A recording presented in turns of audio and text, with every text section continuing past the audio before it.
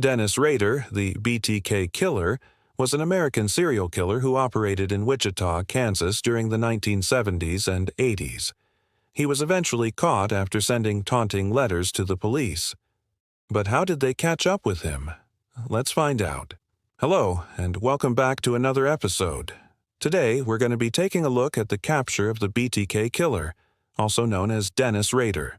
If you're new here, I make videos about true crime and real-life paranormal cases, and I would love it if you could hit that like button and subscribe.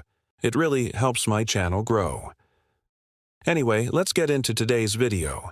So between 1974 and 1991, 7 people were murdered in Wichita, Kansas.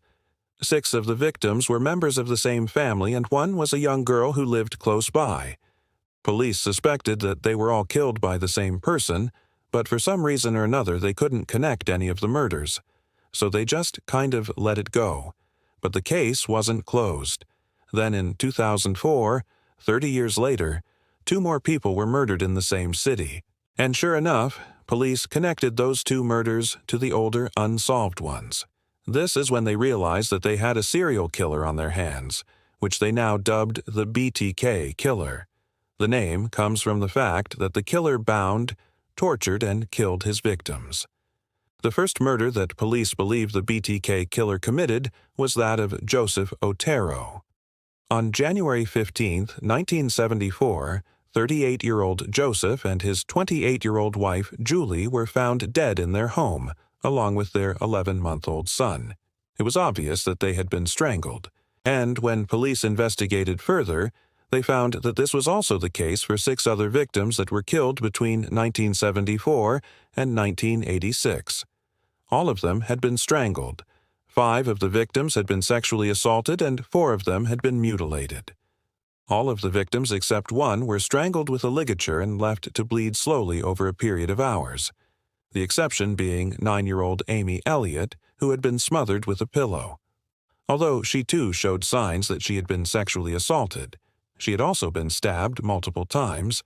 In 1974, investigators believed that these murders may be linked because of the strangling and the geographic proximity of the crimes, but they never came to a concrete conclusion.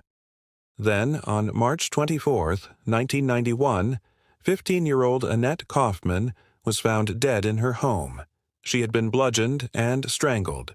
Police linked this murder to the previous ones and created a task force to investigate.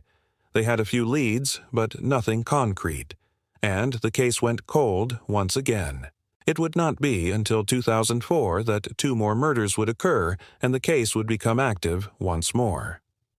On February 25, 2004, 53-year-old Katrina Brown and her daughter, 9-year-old Josephine, were found dead in their home. Both had been shot in the head, and there was evidence that they had been sexually assaulted. It didn't take long for police to connect these murders to the previous ones, and so the hunt for the BTK Killer began. To try and catch the BTK Killer, police released a composite sketch and asked for help from the public. They also put out a warning about the killer still being at large and that he might strike again. Then, in April of 2005, police received a call from someone who wished to remain anonymous. They said that they had information regarding the BTK killings and they wanted to meet with the lead investigator.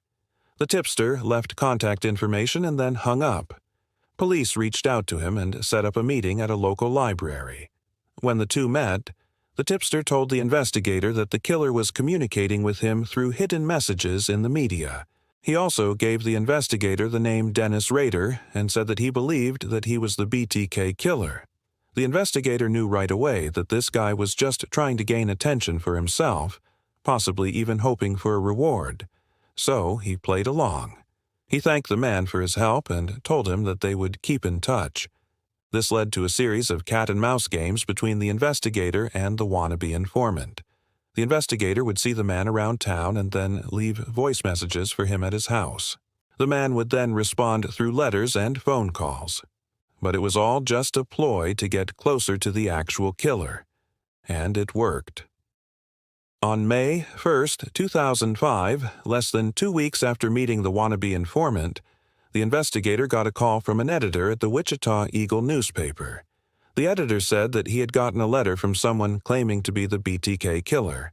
He read the letter to the investigator, and it basically said that he knows what the police know, and he knows what they don't know. And he also made demands that his letters be published in the newspaper. The investigator decided that he would play along and allowed the letters to be published. After the first letter, police received dozens of similar letters, all written in the same handwriting.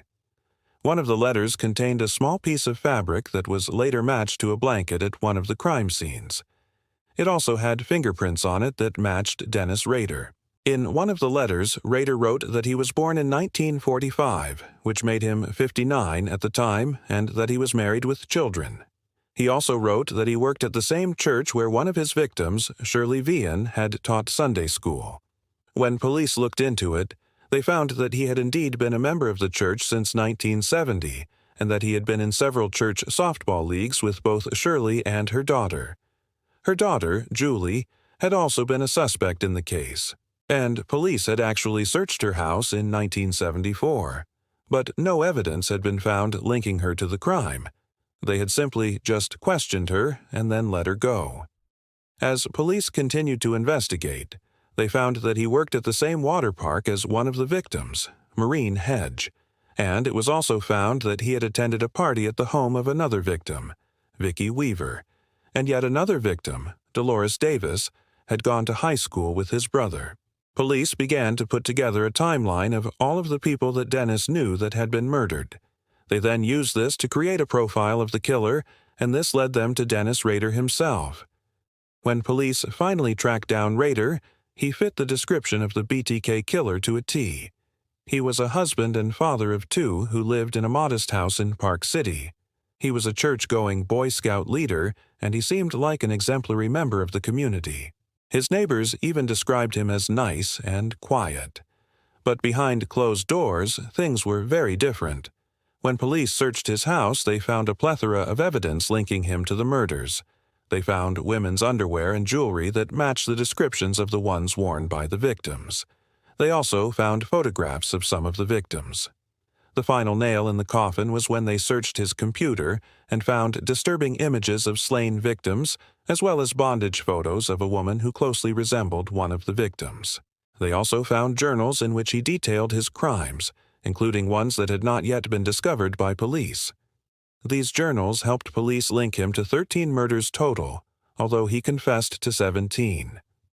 When confronted with all of this evidence, Rader confessed to being the BTK Killer. He was then arrested and charged with 7 counts of first-degree murder. During his trial, he pleaded not guilty, claiming that the evidence against him was mishandled. But the judge dismissed his claims, and the jury found him guilty. He was sentenced to 259 years in prison.